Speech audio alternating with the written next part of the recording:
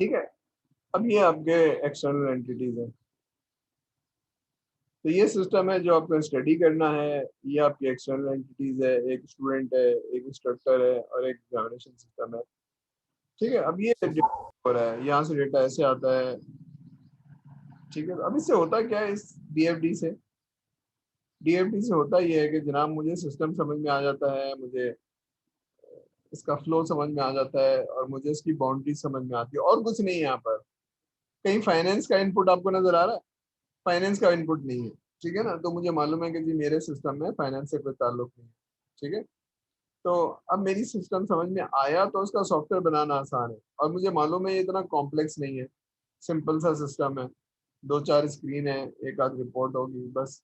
ठीक है। तो डॉक्यूमेंट बनाने से हमें स्कोप पता चल गया, इसकी प्रोसेस पता चल गई, और इसकी कॉम्प्लेक्सिटी पता चल गई, साइज पता चल गया। अब ये जो एक्सटर्नल चीजें हैं, अगर इसमें बहुत ज्यादा हो तो ये सिस्टम बड़ा है, लार्ज है। थोड़ी सी चीजें हैं तो कम है। ठीक है। आगे चलते हैं।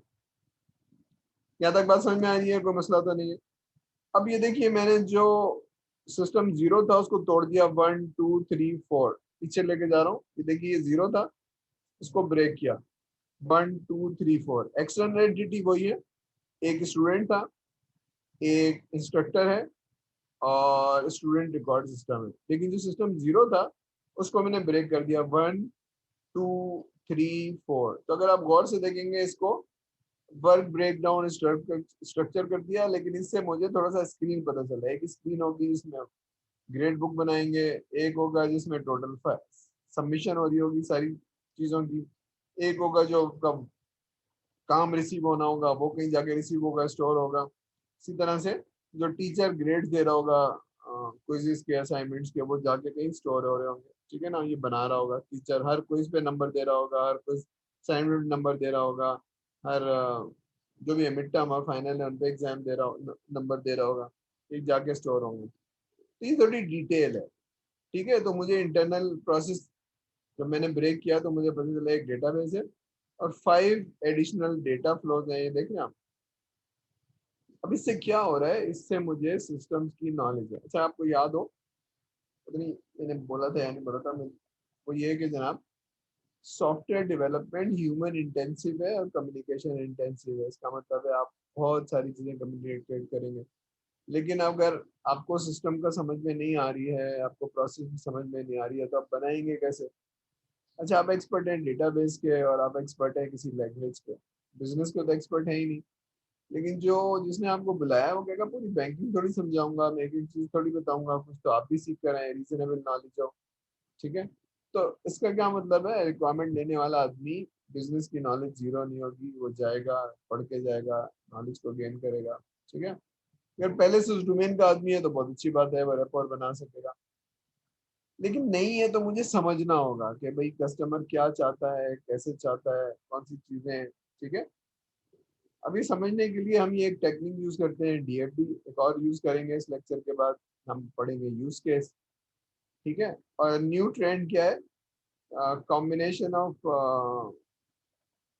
Flow chart and data resource. ठीक है। Sorry, combination of flow chart and स्विमलेट।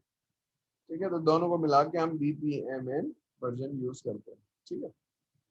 Clear है? यहाँ तक बात सही है? पहले लेवल जीरो था जिसमें डायग्राम में ये थी, फिर हमने इसको एक्सपेंड किया 1 2 3 4 में, तब ये लेवल 1 है। और लेवल 1 के अंदर हमें पता चला कि जनाब क्या चीज़ें इंपॉर्टेंट है, क्या चीज़ इंपॉर्टेंट नहीं है। ये समझने के लिए हमने डेटा फ्लो डायग्राम या डीएफडी बनाया। ठीक है। एक छोटी सी एग्जांपल और है डीएफडी की, पेशेंट या क्लिनिक इंफॉर्मेशन। एक क्लिनिक में आप जाते हैं, या जो भी पेशेंट जाता है, तो पेशेंट डॉक्टर, ये इन हाउस पेशेंट की बात नहीं हो रही है, वो पेशेंट नहीं जो हॉस्पिटलाइज हो जाता है और उसको दवाइयाँ दी जाती हैं, उसकी रिपोर्ट दी जाती है, ये उनकी बात नहीं हो रही है। मेरा गला खराब हुआ या मेरे कान में दर्द हुआ तो मैं ईएनटी, एक क्लिनिक है मेरे घर के पास, मैं उसको दिखाता हूँ। है तो डॉक्टर लेकिन ईएनटी स्पेशलिस्ट है। ठीक है। तो मैं गया, और मेरा डेटा नहीं था मेरा, तो डेटा क्रिएट कर दिया गया इलेक्ट्रॉनिकली। ठीक है। तो पेशेंट है और डॉक्टर है, दरम्यान में रिसेप्शनिस्ट होता है या होती है, लेकिन हम उसकी बात नहीं कर रहे हैं, हम कह रहे हैं इसकी फंक्शनैलिटी क्या होगी। फंक्शनैलिटी का मतलब है स्क्रीन रिपोर्ट, ये उसकी डिटेल है। एक्सटर्नल एंटिटी वही दो हैं, पेशेंट है, डॉक्टर है, और जो लेवल 0 था उसको मैंने ब्रेकअप कर दिया। अब बन क्या है, फाइंड पेशेंट, फाइंड किया मैंने, नाम सर्च किया सदुर रहमान का तो नहीं दिख रहा, तो मैंने ऐड कर दिया। ठीक है, तो नहीं है उनको ऐड कर दिया।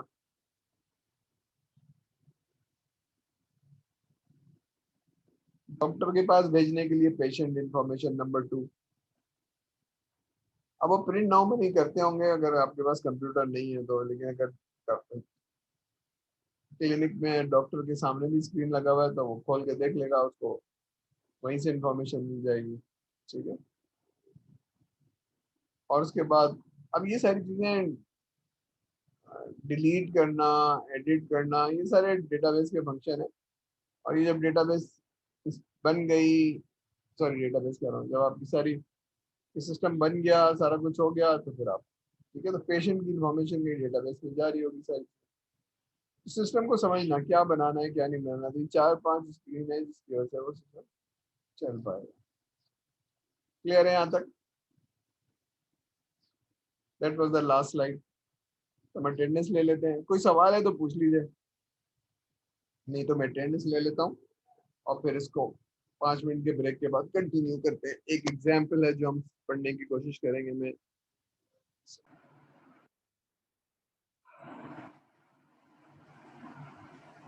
ठीक है, अब डीएफडी थोड़ा सा हमने नोटेशंस पढ़ ली, और हमने थोड़ी सी उसकी सिंबल्स पढ़ ली है कि जनाब ये सिंबल होते हैं। ठीक है, तो ये प्रोसेस होता है, ये डेटा होता है, ये एक्सटर्नल एंटिटीज होती है। अब एक एग्जांपल है किसी भी प्रोडक्शन सिस्टम की, वो हम देखेंगे एक लेमिनेट को एग्जांपल बनाते हुए, तब उसकी डिटेल समझने की कोशिश करेंगे कि अगर सिस्टम बनाना है, मैंने किसी का ईआरपी बनाना है, तो सेल्स का सिस्टम क्या होगा, मैन्युफैक्चरिंग या प्रोडक्शन का सिस्टम क्या होगा, और उस प्रोडक्शन के लिए मुझे रॉ मटेरियल कैसे मंगवाना है। तो एक छोटा सा सिस्टम है जिसको हम एग्जांपल लेके देख रहे हैं और सिस्टम को समझने की कोशिश करते हैं। ठीक है, तो बिफोर आई स्टार्ट कुछ चीज़ें हैं जो शायद बताई थी सर ने, कि अगर आपको याद हो कि रिक्वायरमेंट लेने के लिए एक प्रोग्रामर नहीं जा सकता है, चाहे वो उसको 5 साल का एक्सपीरियंस हो, 10 साल का एक्सपीरियंस हो, उसके लिए किसी भी आदमी को डोमेन की नॉलेज ज़रूरी है, पहली चीज़। फिर उसकी कम्युनिकेशन अच्छी होनी चाहिए, फिर उसको डॉक्यूमेंटेशन आनी चाहिए। तो ये डॉक्यूमेंटेशन हम सीख रहे हैं, SRS हमने पढ़ ली, ठीक है ना, IEEE की रिक्वायरमेंट इंजीनियरिंग में और डिटेल में पढ़ लेंगे। DFDs क्या होती हैं, यूज केस क्या है, वो नेक्स्ट लेक्चर में पढ़ेंगे। तो विद दैट बैकग्राउंड हम क्या कर रहे हैं, रिक्वायरमेंट को अच्छी तरह से समझने की कोशिश कर रहे हैं। इसमें कितनी स्क्रीन होगी, कितनी रिपोर्ट्स होंगी, डेटाबेस कैसे होगी, उसका आर्किटेक्ट क्या होगा, ये बना के हम किसको देंगे, डेवलपमेंट टीम को देंगे। ठीक है ना, तो डेवलपमेंट टीम को क्योंकि पता है प्रोग्रामिंग फंडामेंटल्स पढ़ी हुई हैं, डेटाबेस पढ़ी हुई है, और दूसरा उन्होंने एक कोई भी ये सारी चीजें पढ़ी हुई है, सॉफ्टवेयर इंजीनियरिंग पढ़ी है, तो बना पाएंगे। तो इसको हम समझते हैं जरा एक एग्जांपल से। अभी एग्जांपल है लेमिनेट। ठीक है ना, एक दुकान है जहां पर आप लेमिनेट या शरबत बना के बेच रहे हैं, शरबत बना के बेच रहे हैं, या ठेले के ऊपर बर्गर बना के बेच रहे हैं। ठीक है, तो प्रोसेस क्या है इसमें, सेल्स का है कि जी जब आप बर्गर बना के बेचेंगे तो उसमें रॉ मटेरियल चाहिए, डबल रोटी चाहिए, कबाब चाहिए, सब्जी चाहिए, ये चाहिए। इसी तरह से लेमिनेट के अंदर आपको अगर आप लीमू पानी बेच रहे हैं तो लीमू चाहिए, चीनी चाहिए, और फलानी चीज़ चाहिए, बर्फ़ चाहिए। ठीक है, तो इसमें 3 एक्चुअली इस प्रोसेस में हम जो समझने की कोशिश करेंगे, सेल्स के प्रोसेस को, बेचना, कस्टमर आया उसने कहा कि मुझे ये चाहिए, तो वो बनाना, बना के बेचना। तो बनाना इज ए प्रोडक्शन, ठीक है ना, यानी मैन्युफैक्चरिंग कह लें, प्रोडक्शन कह लें। ठीक है, चाहे वो चिप्स बना रहे हो, जैसे अगर एक कोई फैक्ट्री है जो चिप्स बना के बेचती है, तो वो बनाती है कस्टमर की चॉइस पे, और उसमें बहुत सारे फ्लेवर्स होते हैं, और वो बना के दुकानों पे देती है, फिर दुकान से आके आप खरीदते हैं। तो सेल्स का एक प्रोसेस है, प्रोडक्शन का एक प्रोसेस है, लेकिन प्रोडक्शन करने के लिए उसको रॉ मटेरियल चाहिए, ठीक है ना। अगर वो लेमिनेट बना रहा है तो उसको जो भी उसका रॉ मटेरियल, लीमू है, नमक है, मिर्चें हैं, पानी है, बर्फ़ है, इसी तरह से अगर कुछ और चीज़ ठेले पे बेच रहा है तो वो जो उसका रॉ मटेरियल है वो ठेले पे होगा, बनाएगा, तलेगा, जो भी है उसको भी बना के बर्गर बेचेगा, ठीक है। तो what is the question sir? आपकी स्क्रीन शो नहीं हो रही है। आई एम रियली सॉरी यार, I am really sorry sir, आपकी स्क्रीन शो नहीं हो रही है। ओके ठीक है, ठीक है, चलिए। अक्षय आपकी अटेंडेंस रह गई है तो फिर मैं इस क्लास के बाद आपको चांस दूंगा, जिनकी रह गई है मैं लगा दूंगा, ठीक है। स्क्रीन दिख रही है अब आपको? आई एम सॉरी यार, आई एम रियली सॉरी, आपको स्क्रीन नहीं दिख रही थी। अब दिख रही है आप लोगों को स्क्रीन? Yes sir. जी, चलिए। तो हम क्या कर रहे हैं, हमने अभी जो चलिए लेट मी रिपीट, हमने क्या किया कि हमने ये पढ़ा कि जी हमने अभी तो थ्योरी पढ़ी कि जनाब ये प्रोसेस होता है, डेटा होता है, सारा होता है, तो हम उसको अप्लाई करने की कोशिश करें, ताकि जो थ्योरी हमने पढ़ी है उसको कहीं अप्लाई करने की कोशिश करें, ठीक है। तो एक छोटा सा ईआरपी का सिस्टम है। ईआरपी के सिस्टम में सेल्स होता है, परचेज होती है, प्रोडक्शन होती है, ठीक है।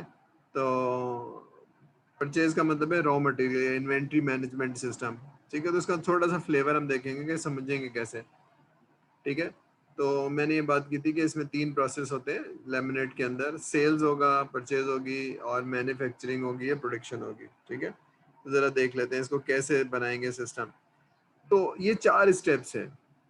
क्या है? पहले क्रिएट करो लिस्ट ऑफ एक्टिविटीज के क्या क्या काम करोगे, फिर उन एक्टिविटीज को ग्रुपिंग करेंगे, फिर उन ग्रुपिंग करने के बाद एक्सटर्नल एंटिटीज बनाएंगे, और फिर हम एक कॉन्टेक्स्ट डायग्राम बनाएंगे जिससे सिस्टम समझ पाए कि ये सिस्टम चलेगा कैसे, ठीक है। अगर मैं आपको बता रहा हूँ कि लेमिनेट का सिस्टम बनाना है या बर्गर का सिस्टम बनाना है या कोई भी मैन्युफैक्चरिंग का सिस्टम बनाना है तो कैसे बनेगा, ठीक है। तो क्योंकि ये ऑपरेशन सिंपल है, लोग जाके शरबत पीते होंगे ठेले से, तो नहीं भी पीते होंगे तो, लेकिन बाद सिस्टम समझ में आ जाएगा। तो पहला काम हम करेंगे, लिस्ट ऑफ एक्टिविटीज बनाएंगे, उनको ग्रुप करेंगे, ठीक है, और फिर हम देखेंगे कि कैसे बनेगा, ठीक है। अब ये थिंक ऑफ द एक्टिविटीज क्या होगा। अगर मैं स्टॉल लगा के बैठा हूँ तो क्या होगा, कस्टमर आएगा, ऊपर लिखा हुआ है कस्टमर आएगा, ऑर्डर करेगा कि जनाब मुझे ये वाला शरबत 3 गिलास दे दें, या समझिए मैं गन्ने का जूस बना के बेच रहा हूँ, तो वो क्या कहेगा जी 3 गिलास जो है ना शरबत दे दें गन्ने का, ठीक है। तो मैं क्या करूँगा, गन्ने लगाऊंगा, उसको क्रश करूंगा और उसको मैं बर्फ मिलाऊंगा और फिर उसको सर्व कर दूंगा, ठीक है। तो कस्टमर ने ऑर्डर किया, सर्व कर दिया, और जब वो पी लेगा तो मैं उससे पैसे ले लूंगा, कलेक्ट पेमेंट।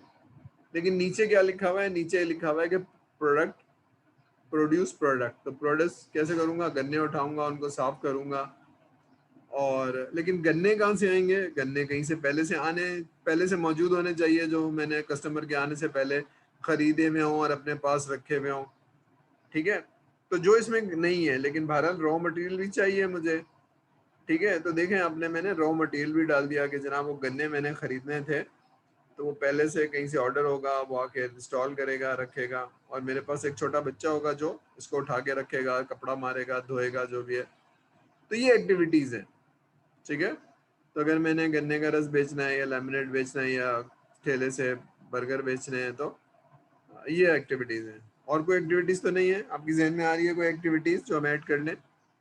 ठीक है, ठेला है, उसमें कस्टमर आएगा, उसको मैं बना के दे दूंगा, उससे पैसे ले लूंगा। बनाने का एक प्रोसेस है, लेकिन मेरे पास एक रॉ मटेरियल पहले से होना चाहिए, ठीक है। क्लियर है यहाँ तक बात? मैं सिस्टम समझने की कोशिश कर रहा हूँ, बिजनेस समझने की कोशिश कर रहा हूँ। क्लियर है यहाँ तक बात? क्लियर है भाई?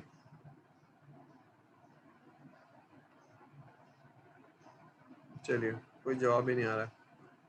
चलिए, अब इन लिस्ट को मैंने ग्रुप कर दिया है। मैं एक्चुअली देखूंगा कि ये रिक्वायरमेंट कहाँ से आ रही है, या ये एक्टिविटीज कहाँ से आ रही है, या ये जो डेटा कहाँ से कहाँ फ्लो हो रहा है। तो group this activities into some logical fashion. तो मैंने जो सेल्स वाली चीजें उनको ऊपर रख दिया है, कस्टमर ऑर्डर, प्रोडक्ट देना और उससे पैसे लेना, ये सेल्स का आइटम हो गया। नंबर 2 मैंने जो लाल रंग में बनाया है that is a production system. ठीक है ना। प्रोडक्शन सिस्टम क्या मतलब है, अपने दुकान से गन्ने उठाऊंगा, मशीन में डालूंगा और स्टोर। ठीक है ना। नीचे वाली चीज क्या है, नीचे वाली चीज है रॉ मटेरियल, जो कस्टमर के आने से पहले मेरे पास गन्ने पड़े हुए हों, धुले हुए हों और ठीक है ना, बस इस्तेमाल के लिए हो।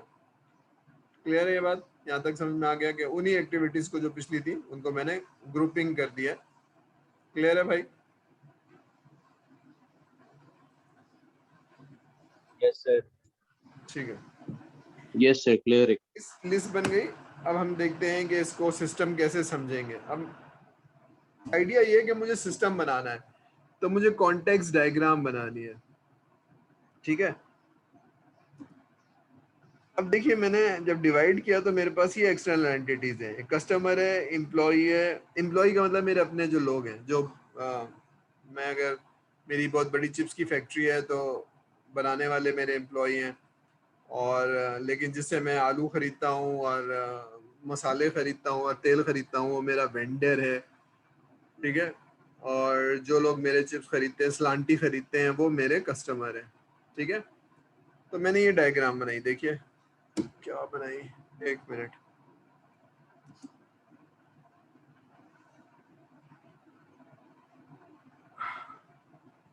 अभी लेमिनेट का सिस्टम है या बर्गर का सिस्टम है या गन्ने के रस का सिस्टम है, ये मैं समझने की कोशिश कर रहा हूँ। तो गन्ने का रस का सिस्टम है तो ब्लू कलर में कस्टमर आया और मुझे कहा कि जी 2 गिलास दे दो। तो मैं क्या करूँगा, मेरे पास जो लोग हैं या मैं खुद क्या करूँगा, गन्ने उठाऊंगा, उनको क्रश करूँगा और 3 गिलास बनाऊंगा, उसमें बर्फ डालूंगा और क्या करूँगा, कस्टमर को दे दूंगा। ठीक है। देख रहे हैं आप, ये एरो दिख रहा है आपको, ऑर्डर कस्टमर की तरफ से आएगा, ग्लास भर के मैं कस्टमर को दूंगा, जाने से पहले मैं उससे पैसे ले लूंगा। ठीक है।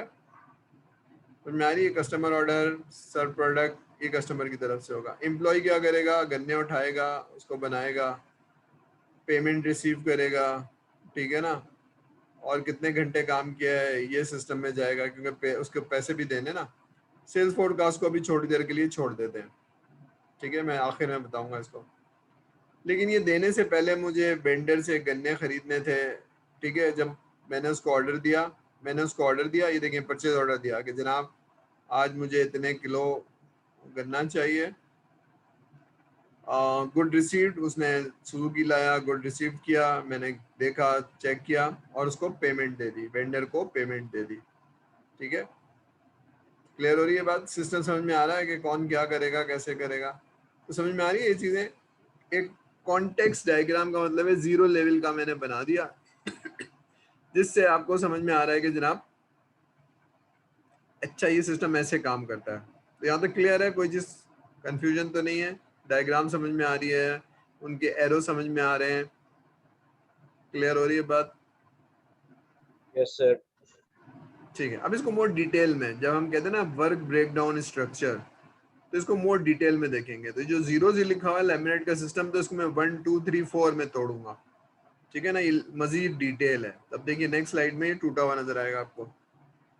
ये वही जो है सिस्टम, सेल्स में ब्रेक हो गया, प्रोडक्शन में ब्रेक हो गया, परचेज में, प्रोक्योरमेंट में ब्रेक हो गया और सैलरी में या पेरोल में ब्रेक हो गया। एक्सटर्नल एंटिटी वही है, एम्प्लॉय है, कस्टमर है, वेंडर है। दिख रहा है आपको। Now I have a better understanding of this system कि ये काम कैसे करेगा।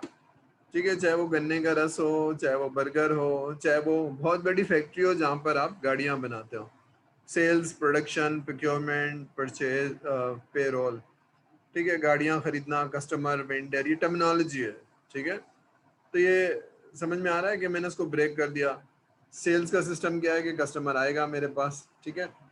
ठीक है। तो मैंने उसको सेल्स में तोड़ दिया, इसको प्रोडक्शन में तोड़ दिया और इसको रॉ मटेरियल में तोड़ दिया, प्रोक्योरमेंट में तोड़ दिया। और बाकी जो मेरे पास नज़र नहीं आ रहा है वो ये कि मेरे एम्प्लॉय मेरे काम कर रहे हैं, चीज़ें बना रहे हैं, तो उनको घंटे देखना, सारी चीज़ें पेमेंट करना। क्लियर है यहाँ तक। 0 से 1 में तोड़ा तो 4 प्रोसेस हो गए, 1 2 3। अब इसको 1.1 1.2 1.3 में तोड़ूंगा नेक्स्ट लेवल में, फिर इसको 2.1 2.2 2.3 में तोड़ूंगा, इसको 3.1 3.3 में तोड़ूंगा। तो I have a better understanding. 0 से शुरू किया, 1 पे गया, 2 पे गया। तो इसको कहते हैं माइंड मैपिंग। पहले समरी देख लो, फिर डिटेल में जाओ, फिर डिटेल में जाओ, तो सिस्टम समझना आसान हो जाता है।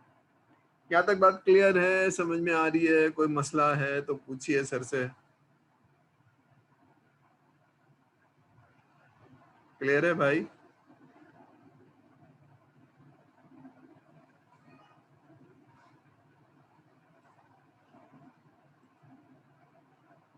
ठीक है, ये देख रहे हैं 1 को मैंने तोड़ दिया, ठीक है। 1 को क्या तोड़ा? 1.1 1.2 1.3, ठीक है। जब कस्टमर ने ऑर्डर दिया तो मैंने उसको कहीं स्क्रीन पे स्टोर किया होगा, ठीक है। और ये कनेक्टेड होगा किससे? प्रोडक्शन से। वहां जाएगा, प्रोड्यूस होगा, ठीक है ना। और फिर ये जब उसको डिलीवर करेंगे तो पेमेंट रिसीव होगी, ठीक है।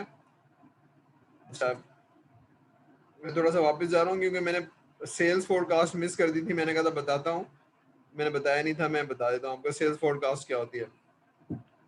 अब सेल्स फोरकास्ट क्या चीज होती है? फोरकास्ट करना, यानी आज मैं कितने बेच पाऊंगा, तो उतने गन्ने मेरे पास होने चाहिए या उससे ज्यादा होने चाहिए, ठीक है ना। ऐसा ना हो कि शाम को कस्टमर आए कि जी 3 ग्लास दे दो, मैं कहता हूँ जी गन्ने ही खत्म हो गए, अब तो कुछ भी नहीं मिल सकता। तो I have to have a sale forecast. तो मुझे, क्योंकि मैं 2 साल से बिजनेस कर रहा हूँ, तो मुझे पता है वर्किंग डे में इतना बिजनेस होता है, और जिस दिन छुट्टी होती है सैटरडे संडे, उस दिन ज़्यादा बिजनेस होता है, और सर्दियों में ज़रा कम बिजनेस होता है, और गर्मियों में ज़्यादा बिजनेस होता है, और जिस ज़माने में स्कूल की छुट्टियां होती है उसमें ज़्यादा बिजनेस होता है। तो दैट इज़ ए फोरकास्ट, यानी सीजनल फोरकास्ट। मुझे मालूम होता है कि किस दिन कितना मंगाना है, ठीक है। ऐसे ही जैसे मेरा रेस्टोरेंट है, उसमें चावल चिकन मसाले रखे हुए, ठीक है। अब तो उसमें तो फ्रिज होता है तो उसमें ख़राब होने का चांस नहीं है, लेकिन ये भारत, तो that is a sales forecast. उस हिसाब से मेरे पास मटेरियल होना चाहिए। अगर मैं बर्गर बेच रहा हूँ तो मुझे मालूम होना चाहिए कि जी इतने कबाब होने चाहिए, इतने बन होने चाहिए, इतनी सलाद होनी चाहिए, इतना मसाला होना चाहिए। वरना फिर होगा कि कस्टमर आ रहे हैं, बिक रहा है, लेकिन एक वक्त आएगा कि रॉ मटेरियल कम पड़ जाएगा। तो दैट इज़ ए फोरकास्ट, ठीक है। समझ में आ गई फोरकास्ट? तो आपको आइडिया हो। अब ये सारी गैस होती है, लेकिन क्योंकि बिजनेस कर रहे हैं आप सालों से, मगर कुछ चीज़ें बहुत ही डिफरेंट हैं। सर्दियों में शरबत कम पिया जाएगा, गर्मियों में ज़्यादा पिया जाएगा, छुट्टियों में ज़्यादा रश होगा, छुट्टी वाले दिन जिस दिन छुट्टी नहीं होगी सैटरडे संडे, उस दिन कम लोग आएंगे, ऑफिस जाएंगे, स्कूल जाएंगे, घर चले जाएंगे, ठीक है। लेकिन छुट्टी वाले दिन बाजार में आना जाना, that is a sale forecast, sorry.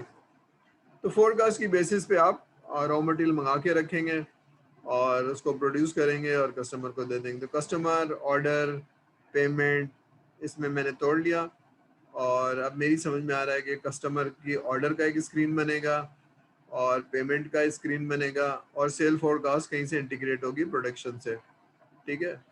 Clear आ रही है समझ में? सिस्टम समझ में आ रहा है थोड़ा थोड़ा, कि बनाने से पहले हमें पता होना चाहिए कि सिस्टम है क्या, कितनी स्क्रीन बनेगी, कितनी डेटाबेस बनेगी। अब अगर ये आपने डायग्राम बनाई भी है और इसमें अगर 4 या 5 स्क्रीन है, तो आप ये नहीं कह सकते सिस्टम लार्ज और कॉम्प्लेक्स है। मैं कहता ना इंटेंजिबल है और विजिबिलिटी नहीं है। लेकिन अगर आपने डॉक्यूमेंट बनाया हुआ है तो पता चल जाएगा कि 4 स्क्रीन है और थोड़ी सी फंक्शनैलिटी है। लेकिन एक डॉक्यूमेंट आपने बनाया है जिसमें 50 स्क्रीन है, डेटाबेस है, और अलग अलग मॉड्यूल हैं, सेल्स के उसमें डिटेल है, प्रोडक्शन के उसमें बहुत डिटेल है, उसमें फलानी चीज़ में बहुत डिटेल है, इन्वेंट्री का सिस्टम में बहुत डिटेल है, ये होगा, इंस्पेक्शन होगा, फलाना होगा। जब वो लाएंगे तो आप कहेंगे सर ये तो बहुत कॉम्प्लेक्स है और बहुत लार्ज है, तो मैं कहूँगा हाँ है, इसमें बहुत डिटेल है। तो वो डॉक्यूमेंट विजिबिलिटी बताएगी, वो चीज़ें जो डिस्कशन हुई हैं वो डॉक्यूमेंट पे आ जाएंगी, तो फिर वो बताएगा लार्ज क्या होता है, कॉम्प्लेक्स क्या होता है। तो बात समझ में आ रही है? इनटेंजिबल को टेंजिबल में कन्वर्ट करना और नॉन विजिबिलिटी को विजिबिलिटी में कन्वर्ट करने के लिए क्या हो गया, मैं आपकी सुनता जाऊं, डॉक्यूमेंट बनाता जाऊं और एक स्टैंडर्ड फॉलो करूं जिसको मैंने डीएफडी का है, एक वो स्टैंडर्ड है, फिर मैं यूज केस का स्टैंडर्ड पढ़ूंगा, फिर मैं और बीपीएमएन का स्टैंडर्ड पढ़ूंगा या फ्लो चार्ट का पढ़ूंगा। इन सब से मैं बना के फिर आपको बताऊंगा कि भाई ये है, देखिए, ठीक है। अब ये वैसे ही है जैसे आपने कहा घर बना दो, तो मैं कहूँगा भाई घर कैसे बना दो जब तक आप बताएंगे नहीं कितनी ज़मीन है, कितने पैसे हैं, कितना डिज़ाइन है। तो अगर आप कह रहे हैं 1 मंजिला बनाना है और सिर्फ 2 कमरे बनाने हैं तो ये रहा नक्शा।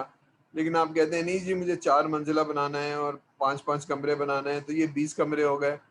तो 2 कमरे और 20 कमरे की एफर्ट में फ़र्क होगा, तो वो डॉक्यूमेंट बनेगा, मैप बनेगा, चीज़ें बनेगी, तो मैं कहूँगा ये तो ज़्यादा टाइम लगेगा, पैसे ज़्यादा लगेंगे, ठीक है? तो कॉम्प्लेक्सिटी और लार्ज कैसे पता चलेगा? जब आप डॉक्यूमेंट करेंगे चीज़ों को, समझेंगे, बनाएँगे। तो ये लिखने का तरीका है, यहाँ तक बात समझ में आई? मैं क्यों पे ज़्यादा ज़ोर दे रहा हूँ कि डीएफडी बनाया क्यों जाता है, ठीक है? ताकि आपको समझ में आए कि हम ये काम करते ही क्यों हैं। थ्योरी तो है लेकिन ये थ्योरी पढ़ क्यों रहे हैं? क्लियर हो रही है यहाँ तक बात? तो पहला लेवल, दूसरा लेवल, ये तीसरा लेवल है। क्लियर है? तो मैं इसकी डायग्राम आपको दिखा दूँगा। ये लेवल जो सेकंड था प्रोडक्शन वाला 2.1, 2.2, 2.3 में तोड़ दिया। प्रोडक्ट सर्व कैसे करेगा, प्रोडक्ट बनाएगा कैसे और उसके लिए इन्वेंट्री को कैसे स्टोर करेगा। तो ये इन्वेंट्री आ गई, देख रहे हैं आप ये इन्वेंट्री आ गई, ये रॉ मटेरियल आ गया, ये ऑर्डर आ गया, ठीक है? ऑर्डर की डेटाबेस होगी, पेमेंट की डेटाबेस होगी, इन्वेंट्री की डेटाबेस होगी। क्लियर हो रही है बात? क्लियर हो रही है भाई मेरे? Yes, sir. Yes, sir. ठीक है, कोई मुश्किल नहीं होती है चीज़ें, समझ में आना शुरू होगी तो इंटरेस्ट बन जाएगा। जो समझ में नहीं आती है तो ज़रा मुश्किल होती है, इनको रटना पड़ता है, ठीक है? अभी आखिरी डायग्राम है। अभी देखिए हमने यहाँ से शुरू किया था कि लेमिनेट का सिस्टम या बर्गर बेचने का सिस्टम या गन्ने के रस का सिस्टम होता क्या है, तो इसको हमने कहा 0 लेवल। फिर ये लेवल 1 है, ये लेवल 2 है। तो लेवल 1 में हमने इसको तोड़ दिया जनाब सेल्स में, प्रोडक्शन में, प्रोक्योरमेंट में और पेरोल में। फिर इसको तोड़ा जनाब 1.1, 1.2, इसको तोड़ा 2.1, 2.2, 2.3। तो ये यहाँ से शुरू किया, इसको माइंड मैपिंग भी कहते हैं। यहाँ से शुरू किया, फिर नेक्स्ट लेवल में गए, फिर नेक्स्ट लेवल में गए। अब सिस्टम समझ में आ रहा है कि ये स्क्रीन होगी, ये स्क्रीन होगी, ये मिलके एक स्क्रीन होगी, ये इससे इंटीग्रेट होगी, पेरोल कैसे होगा। अब ये सारी चीज़ें मेरी समझ में आ रही है। डेटाबेस कैसे बनेगी, कौन कौन सी इंफॉर्मेशन चाहिए होगी। Now you have a clear idea कि सिस्टम क्या चाहता है मेरे से, ठीक है? तो कस्टमर मेरे से क्या चाहता है, ठीक है? तब मेरी सिस्टम समझ में आएगा तो मैं स्क्रीन रिपोर्ट, तो जितना मुझे रिक्वायरमेंट कस्टमर की समझ में आएगी, डेप्थ समझ में आएगी, उसका प्रॉब्लम समझ में आएगा, उतना अच्छा सिस्टम बना पाऊंगा या ऑटोमेट कर पाऊंगा। तो सिस्टम पहले समझा जाता है, डॉक्यूमेंट किया जाता है, फिर उसको ऑटोमेट किया जाता है, जिसको आप सॉफ्टवेयर कहते हैं, उसको ऑटोमेशन कहते हैं, ठीक है? सिस्टम को देखना, समझना, एनालाइज करना और फिर डॉक्यूमेंट करना। फिर काम है प्रोडक्शन करना, यानी उसको डिज़ाइन करना, कोडिंग करना और टेस्टिंग करना। बिल्ड फिक्स में ये नहीं होता था, आज होता है ये, ठीक है? और आज इस प्रोसेस को तेज करने के लिए हम एजाइल पढ़ते हैं, ठीक है? तो एजाइल में क्या होता है कि 3 महीने के बाद सॉफ्टवेयर नहीं दो, थोड़ा थोड़ा बना के देते जाओ, कस्टमर का फीडबैक लेते जाओ। तो पॉइंट क्या हुआ, डीएफडी क्यों बनाई जा रही है? इसलिए बनाई जा रही है कि सिस्टम समझ में आए। सिस्टम समझ में आएगा तो आप डेवलप कर पाएंगे, ठीक है? क्लियर है यहाँ तक? कोई चीज़ नहीं समझ में आ रही है तो that was the last slide I guess. उसको हम खत्म कर लेते हैं और नेक्स्ट लेक्चर, ठीक है? अच्छा, नेक्स्ट लेक्चर अगर कल का मैं वीडियो बना के लोड कर दूं, हो सकता है मुझे वैक्सीनेशन के लिए जाना पड़े, तो अगर Yes, sir. Yes, sir. तो वीडियो डाल के मैं, ताकि फिर टाइम लिमिट मेरे लिए ज़रा आसान होगी कि मैं जा सकूंगा वैक्सीनेशन के लिए आसानी से। हाँ सर, ठीक है, बेहतर रहेगा, ऐसे ही कर लो। ठीक है, तो कल मैं उसको आपको अनाउंस कर दूंगा, उसकी यूआरएल, और यूट्यूब पे लोड कर दूंगा। यहाँ तक कोई सवाल है तो पूछिए, कोई चीज़ समझ में नहीं आ रही है, कोई चीज़ क्लियर हो रही है। लेकिन देखिए इसको रिटेन करना पड़ेगा, इसको दोबारा से पढ़ लें और नोट्स लिख लें और कोई चीज़, ताकि एग्जाम में पूछा जाए कि भाई ये चीज़ें हैं, इसका कॉन्टेक्स्ट डायग्राम बना दो और इसका नेवल बन बना दो। तो अब क्योंकि आपको टूल पता होंगे, तरीका पता होगा, तो आप बना देंगे, ठीक है? ठीक है भाई, तो मैं